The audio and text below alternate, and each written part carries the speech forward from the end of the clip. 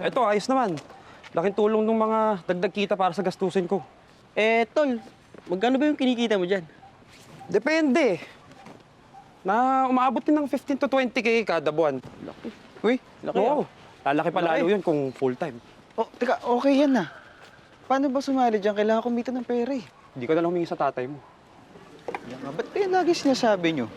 Kapag kayo ba nasa posisyon ko, manghihingi na lang kayo sa tatay nyo? Oo. Sabay pa ako, ayoko. Gusto ko sarili kong sikap.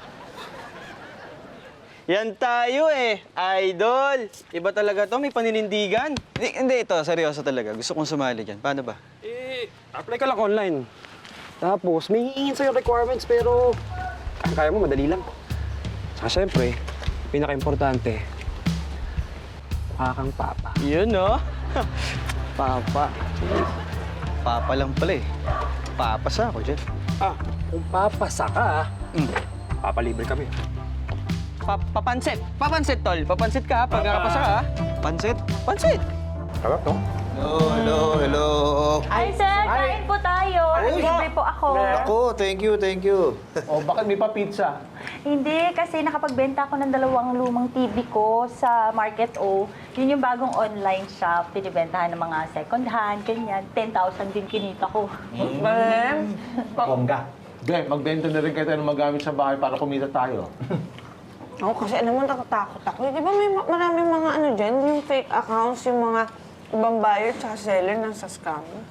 Ay naku, ako rin. Ang dami ko rin nababalita ang ganyan. Kaya ako hindi ako nagbebenta o hindi ako bumibili ng mga ganyang mga item doon sa site na yan. Ay, hindi naman. Kaya? Kasi meron naman mga reviews yan ng mga buyer at seller para malaman mo kung alin ang scammer at saka alin ang legit. Alam mo, kung ako sa inyo, ibenta nyo na lang sa akin yung mga second-hand stuff ninyo. I'll give you a good rate. At saka isa pa, hindi nyo na problemahin ang delivery, ang shipping. Ako na bahala. I'll deliver it straight to your doorstep. Oh, di ba? Kung ako naman sa inyo, doon na lang ako sa online buyer.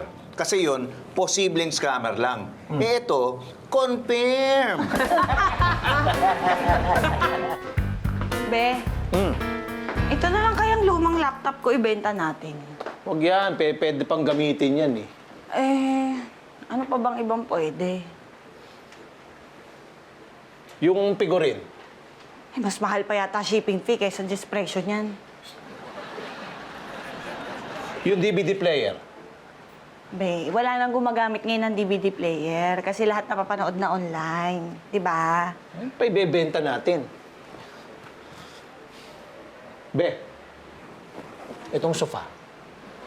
Bisa tayo upo. Hindi, yung pagbebenta natin, itong bibili natin.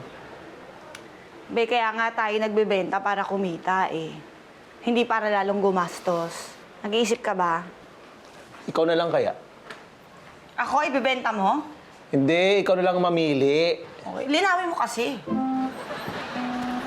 Alam ko na! Yung air fryer, nabigay ni Kuya Nando sa atin. Hindi natin masyado ginagamit yun. Wag yun. Pamprito ko ng hotdog yun. Please. Ayaw ka na naman sa hotdog eh. Okay, sige yung ano na lang, electric griller. Ay, tingnan niya. Electric, di. Pang ano ko yun eh. Pang ihaw ko ng hotdog yun eh. Wag yun. Oy, di sige yung mga damit na lang. Be. Bakit? Bumibili yan box pang ukay. Ano, hotdog na naman. Be, ano eh, Ay! Wag mo yan, pasakisayang yan. Yan na kaya ibenta natin. Akala ko ba magagamit pa natin to? Yan lang kasi yung hindi ko magagamit sa hotdog eh. Gagamitin ko sa'yo. Sige, ano? Tawa, tawa, tawa, tawa, tawa, tawa, tawa.